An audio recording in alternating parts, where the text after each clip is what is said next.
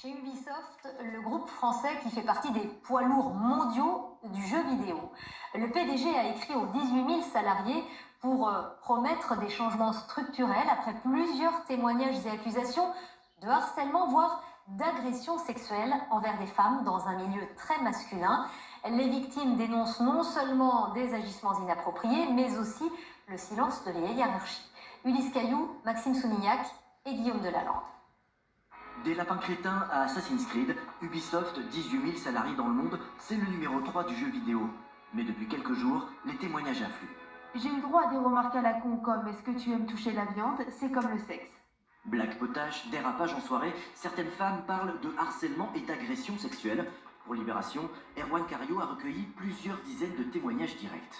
Ce que nos témoins ont raconté, c'est que si les harceleurs se permettaient beaucoup, c'est surtout parce qu'ils se savaient en totale impunité. C'est parce qu'ils pensaient faire partie d'un milieu évidemment très masculin, on parle du jeu vidéo, sous le couvert de l'humour et de la bonne ambiance, ce qui est totalement aberrant.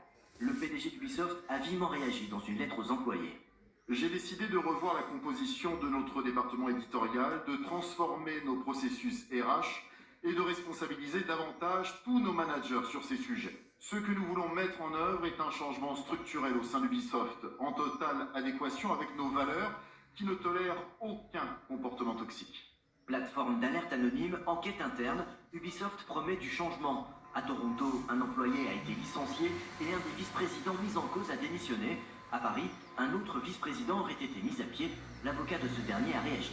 Nous encourageons l'ensemble des personnes qui se disent victimes des prétendus agissements à saisir les autorités judiciaires. De telles plaintes permettraient aux autorités de s'assurer de l'authenticité de ces allégations, nous permettraient d'y répondre et d'en démontrer la fausseté. Est-ce le début d'une vague MeToo dans le jeu vidéo ? Beaucoup de femmes ne supportent plus les malaises qui règnent parfois dans d'autres studios de production dans le monde.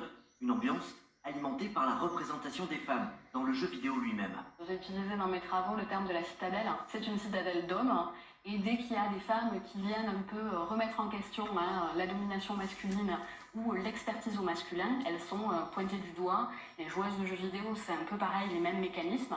C'est une femme qui arrive à avoir un bon niveau, on va la considérer sous l'angle de l'exception. On est loin de la parité, ça c'est sûr.